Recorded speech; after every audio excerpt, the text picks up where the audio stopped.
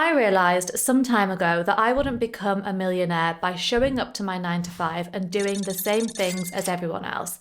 I needed an actual plan, and I'm going to share that in this video. I'll share the 5 steps to becoming an ISA millionaire. If you're new here, I'm a qualified accountant and experienced tax professional. First, what do I mean by an ISA millionaire? An ISA millionaire is somebody who's got at least £1 million invested in their individual savings account, also known as an ISA, and that can be investments in funds, shares, and bonds. An ISA is a tax wrapper, which means that any returns that you make on your investment are not taxed. So any interest, dividends, or capital gains that you realize are not taxed, and instead you get to reinvest all of the returns that you make back into your investments, which means that your money can grow faster. The number of ISA millionaires in the UK is tripling every year, and there are currently 4,000 ISA millionaires, and the average value of their ISA pots stands at 1.4 million. Now, before we get into the steps, I wanted to share some information about Readly, who is kindly sponsoring this video. Readly is a magazine app subscription service that provides unlimited access to more than 7,500 magazines and newspapers, and you're not tied in because you can cancel your subscription at any time. There are titles across all categories, including travel, fashion, and business and finance. Depending on what mood I'm in, I've been enjoying different genres and titles. So when planning content for my YouTube channel, I've been referring to titles like Money Week and Fortune magazine for inspiration and to ensure that I'm bringing you topical affairs. And then when I want to unwind, I've been reading Harper's Bazaar. Readly has so many great features, but I love how you can access back editions of your favorite magazines. Just looking at Harper's Bazaar, I can go right back to 2015, which means I have access to a whole host of inspiring articles and lifestyle content that I have missed. You can hold up to 5 profiles on one account, so as well as my own profile, I also have one for my son who loves cars, and so he's been enjoying the Top Gear magazine and also the National Geographic for Kids magazine. Don't miss out on the chance to get 2 months free access to Readly by clicking on the link in the description box, and don't forget that you're free to cancel your subscription at any time. Thanks to Readly for sponsoring this video. So what are the steps to becoming an ISA millionaire? Step number 1 is to choose the right account. Opening up a cash ISA is never going to make you a millionaire because the returns that you make on cash savings are just not high enough. The returns available on cash savings are always much lower than what you can make on the stock market.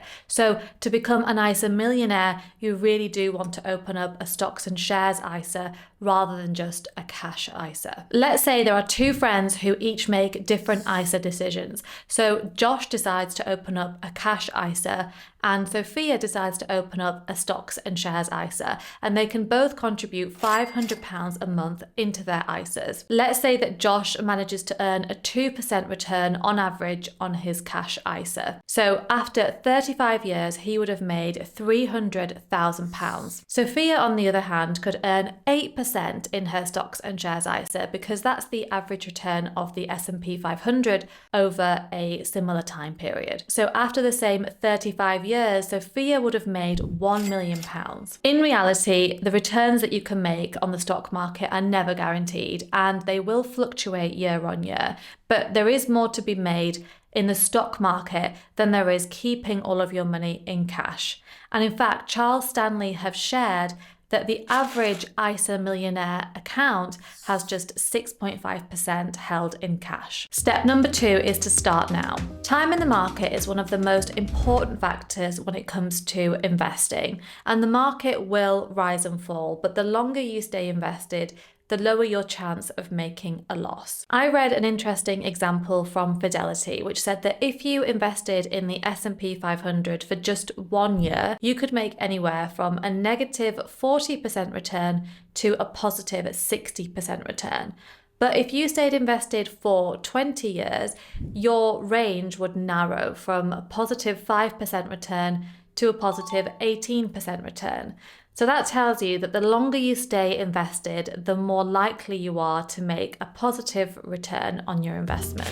Step number 3 is to invest consistently. By investing the same amount every month, you can develop a disciplined investing habit. You can also benefit from something called dollar cost averaging, which means that you get to benefit from stock prices when they're low, but you also buy when prices are high as well.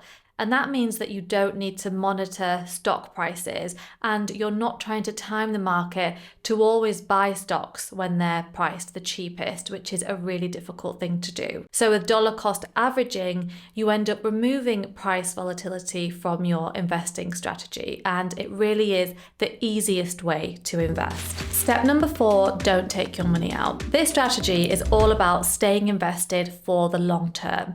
It's not about investing in volatile assets like cryptocurrency and then maybe making all of your money in a couple of years. It's actually about letting the magic of compound interest take effect. Compound interest is the interest that you make on interest. So to take you through a quick example, let's assume that you invested £10,000 and made a 10% return each year. At the end of the first year, you would have made £1,000 of interest and you'd have £11,000 in total. Let's then assume that you reinvest all of that. And so in year 2, you make £1,100 of interest and you have £12,100 in total. So in year 2, you've actually made £100 more interest than you made in year 1 because your interest has made interest. And then let's assume that you reinvest that full £12,100 in year 3. And so this year you make £1,210 of interest, which again is more than the £1,100 that you made in year 2.